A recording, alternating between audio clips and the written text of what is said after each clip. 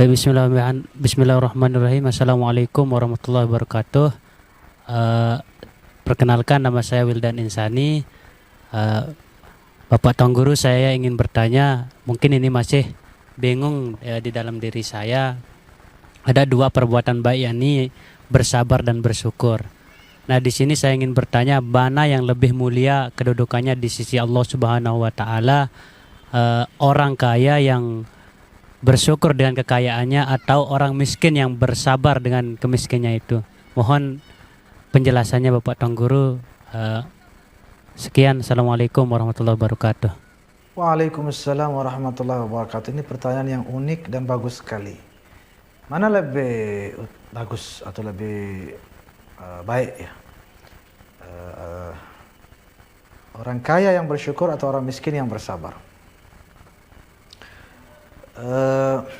Begini, ada sebuah kisah di mana sahabat miskin datang kepada Nabi mengadu, "Ya Rasulullah, itu teman-teman saya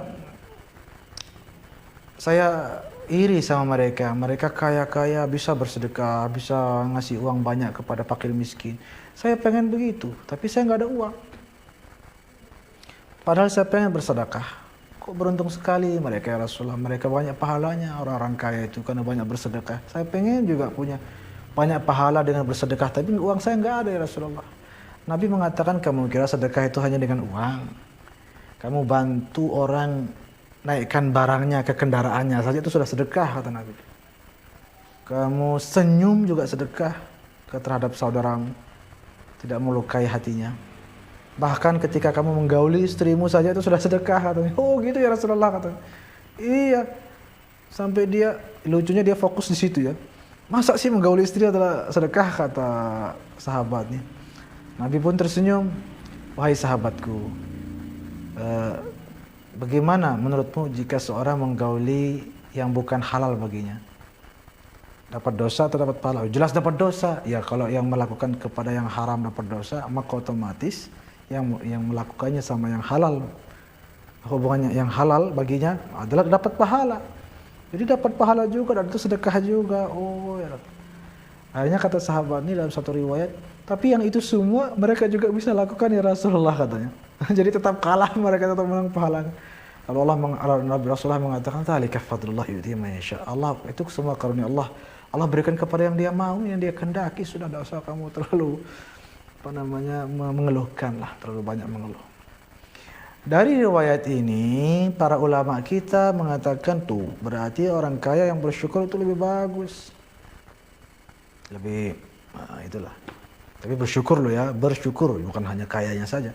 Kaya yang bersyukur, yang mana namanya bersyukur ini adalah dia banyak bersedekah, banyak beribadah dan lain sebagainya sebagai tanda syukurnya kepada Allah. Itu jawaban para ulama. Tetapi yang uniknya jawaban para aulia agak beda.